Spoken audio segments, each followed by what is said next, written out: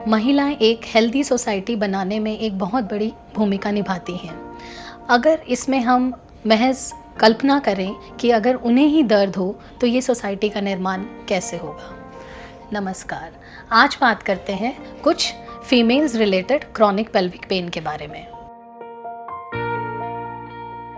Chronic pelvic pain को define किया गया है एक वो दर्द जो कि लोअर एब्डोमेन में होता है और 3 से 6 महीने पुराना होता है, तो हम उसे क्रॉनिक पेल्विक पेन कहते हैं।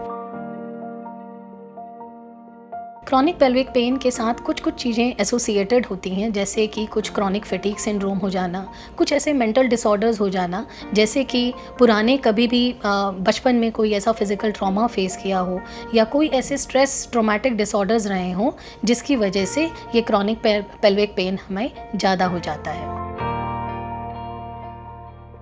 अब हम बात करते हैं क्रॉनिक पेल्विक पेन के प्रिवेलेंस के बारे में। ये एक हाईली प्रिवेलेंट डिसऑर्डर है जो कि फीमेल्स के अंदर पाया जाता है। लगभग इसका प्रिवेलेंस एक नॉर्मल सोसाइटी में आस्थमा के जितना ही है और इसका इतना इम्पैक्ट होता है कि वर्क प्रोडक्टिविटी बहुत ज़्यादा कम हो जाती है और उनकी क्वालिटी ऑफ लाइफ बहुत ज़्यादा इफ़ेक्ट हो जाती है। इस पेल्विक पेन का उन पे क्या क्या इम्पैक्ट पड़ता है? कुछ ऐसे इम्पैक्ट्स पड़ते हैं जैसे कि मूड स्विंग्स हो जाना, बहुत ज़्यादा मनी का एक्सपेंडिचर होना। ये सारी चीज़ें जो हैं नेगेटिव इफ़ेक्ट्स लेकर आती हैं उनकी पर्सनल रिलेशनशिप के अंदर। उनकी वर्क प्रोडक्टिविटी कम हो जाती है और क्वालिटी ऑफ लाइफ पे बहुत ज़्यादा इम्पैक्ट पड़ता है। पेल्विक पेन के कारणों में एक बहुत बड़ी लंबी सी लिस्ट है जिसमें इम्पॉर्टेंट सिस्टम पर्टेनिंग मैं आपको बस इतना ही बताना चाहूँगी कि क्रॉनिक पेल्विक पेन कुछ गैस्ट्रो इंटेस्टिनल डिसऑर्डर्स की वजह से हो सकती है, मस्कुलोस्केलेटल मांसपेशियों की दिक्कत की वजह से हो सकती है, कुछ यूरिनरी सिम्टम्स या डिसफंक्शन की वजह से हो सकती है, या फिर कुछ ऐसी चीज़ें जो कि इन सब से भिन्न हैं उसकी वजह से, जैसे कि मेंटल और साइकोलॉजिकल इम्पैक्ट की वजह से भी हो सकती है।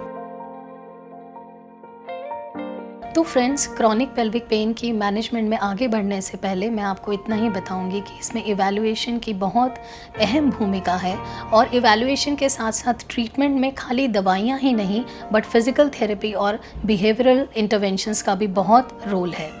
अभी हम इस वीडियो में बस जानेंगे इवैल्यूएशन के बारे में कि किस तरीके से डिटेल हिस्ट्री हमें लेनी चाहिए अपने मरीज से, कि वो अपने ओपन अप होके ऐसे ओपन एंडेड क्वेश्चंस हमें पूछने चाहिए कि जो डिटेल में पेशेंट हमसे अपनी सारी हिस्ट्री शेयर करे, अपनी दवाइयों के बारे में हमें बताए, मेडिकल हिस्ट्री, सर्जिकल हिस्ट्री के बारे में, पेन किस प्रकार का है, क्या करेक्टर है पेन का और क्या इम्पैक्ट है उसके जीवन में इस पेन से, पर्सनल रिलेशनशिप्स किस तरीके के हैं और किस तरीके से वो इस पेन को ओवरकम कर पाती है। So this plays a very important part in taking the proper evaluation of the patient. इसे हम नाम देते हैं just tell her history in detail. ये काम करना बहुत इम्पॉर्टेंट है। इस वीडियो में हम खाली कारण और इवैल्यूएशन पे फोकस कर रहे हैं, बट इसकी ट्रीटमेंट, फिजिकल इंटरवेंशंस और बिहेवियरल इंटरवेंशंस पे हम नेक्स्ट वीडियो में आपको इससे अवगत कराएंगे कि किस तरीके से छोटी छोटी इंटरवेंशंस जो हैं वो हमें क्रॉनिक पेल्विक पेन जैसी एक चैलेंजिंग पेन को ट्रीट करने में मदद कर सकती है। धन्यवाद।